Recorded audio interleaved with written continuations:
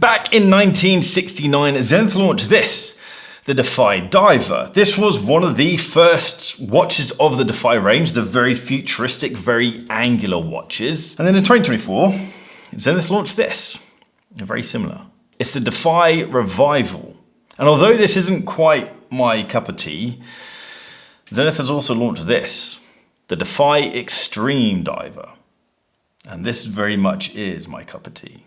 I do really like how close Zenith do their revivals. I think they pull them off really well. And although it's not quite my cup of tea, I appreciate that this is a piece of history that they've brought back and changed a little bit. It's a very faithful reissue of the original, but with more modern technology inside. And it does have some quite impressive specs. The case is 37mm wide, it's 15.5mm thick, it has 600 meters of water resistance. The movement inside is a Zenith movement, and it has 50 hours of power reserve. I'm not going to talk too much about this, because the thing that really caught my eye is a Defy Extreme Diver. This thing is a beast, and a stunning beast, and a legitimate dive watch. This is ISO rated. And I love how you can quite clearly see the journey from how this very vintage, yet back in the day would have been very futuristic, how this very vintage futuristic design is now even more so futuristic. The case of this thing is brushed titanium. It's 42.5mm wide. It's still 15.5mm thick, and it comes with a black and a blue sunray star pattern dial. We have a ceramic unidirectional loomed bezel. We have a flat sapphire crystal, which is anti-reflective coated on the top and bottom, and we have a sapphire crystal on the back as well. We have a screw down crown, and this thing also has 600 meters of water resistance and a helium escape valve. And it comes as a package. We've obviously got this integrated bracelet design, but that comes off and you can have a rubber strap. It comes with titanium finished in exactly the same level as the case, as you'd assume.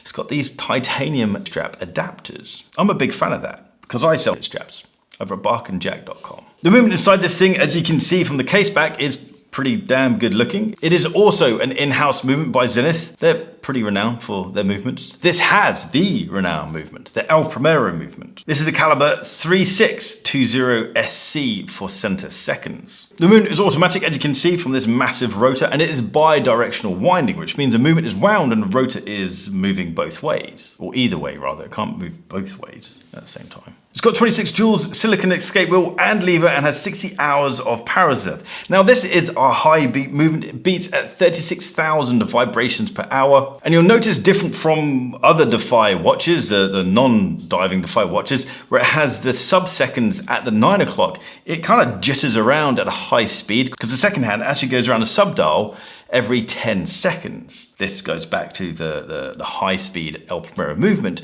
This movement is a bit more useful because the second hand goes around the dial every 60 seconds, as it should.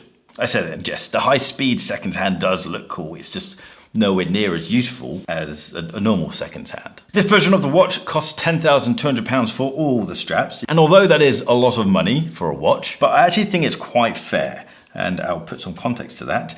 Given this placement, Zenith within the watch market, the state of the watch market, the specifications of the watch, the design of the watch, and then the materials used and the finishing, I think all of that together means this is a pretty decent deal, to be honest.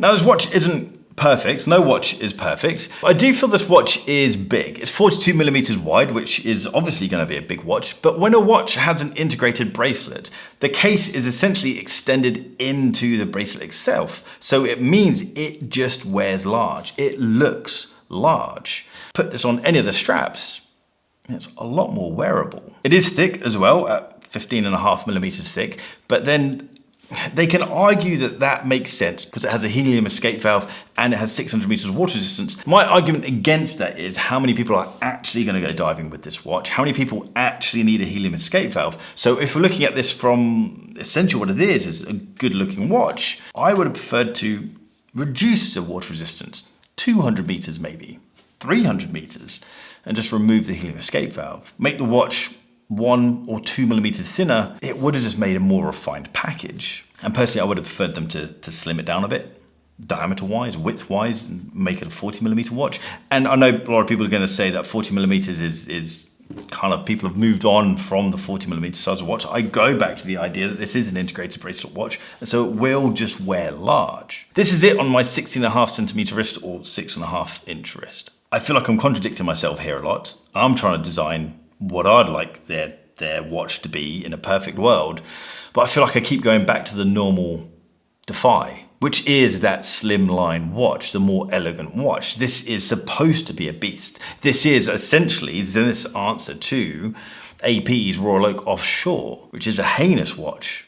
It's just outright ugly. And so within the world of AP, if you've got the Royal Oak Offshore versus the Royal Oak wins hands down every single time. And then if you've got the Royal Oak Offshore versus the Defy Extreme Diver, the Defy Extreme Diver wins hands down. So although I think this wears large and it is quite thick, within the market, it works. Because if it was thinner and more elegant and more luxurious, then it would just be the normal Defy. So maybe it is a good size. Looks fantastic. This is a true dive watch. It's ISO rated to 6425, which means it meets all the basic requirements for a true dive watch. They've also gone to the extent to share the ISO rating for the anti-magnetism. That's ISO 764. And for the shock resistance, ISO 1413. Now, to prove that these videos aren't sponsored, I'm going to start mentioning alternatives to these watches because brands hate that. But also, I found that quite hard, so I might need your help. Is there an alternative to an integrated bracelet dive watch around the 10 grand marker? I feel like the closest thing that fits this bill, kind of, is a Rolex Sea Dweller. It's not quite the same because it's more of a traditional, it is a very traditional watch. It's also got double the water resistance. It's a touch more expensive at £11,000, but it doesn't have that high horology vibe about it. It doesn't have that exciting vibe about it that this Defy Extreme Diver quite clearly has. I feel like the closest thing to this is perhaps the Patek Philippe Aquanaut, the 5167A. It has a little touch of excitement about it. It's got that integrated design, but doesn't have the integrated bracelet, but it's only got 30 meters of water resistance, which is really quite pathetic for a watch that has Aqua in the name. So I feel like then we move on to the Royal Oak Offshore at £23,000. The whole point of mentioning the alternatives is to make this an unbiased view, an unbiased discussion. But I'm not sure there's something that comes close to this level of watchmaking, this colourful, and with this level of diving capability. Pros and cons on this watch. I think one of the pros is just how colourful this thing is. It's an interesting watch because of that. I wouldn't know which one to decide. Quite clearly at the time when shooting the footage, I liked the black dial, hence why there's so much more black footage than there is blue. Another pro is that you get quite a versatile package. You get integrated bracelet, obviously you then get the rubber strap. That is a pretty comprehensive package. And then it's a true dive watch. The cons of this watch are quite obviously the fact it is a beast of a watch. It's wide at 42mm, and that's not just a normal 42mm. It's a watch that just wears large. And then you have the versatility or lack of versatility of the actual styling of the watch. So although you get a package with various straps in it, this isn't a watch that could be worn with a suit or to the office. This is a fun watch. I feel like I've missed a very obvious alternative for this. So I'd love to hear in the comments of people shouting at me. What do you guys think of this new Zenith Defy Extreme Diver? If you want to check out watch straps and watch accessories, jump over to barkandjack.com. We have some very sexy watch straps, some very sexy leather goods, and very sexy mugs. Now that is a biased opinion. If you like this video, hit the thumbs up button. If you like the style of this video, hit the subscribe button down there and that little bell icon so you get notifications when I drop a new video. If you're on Instagram, give me a follow at barkandjack, and I'll see you guys very soon. Take care.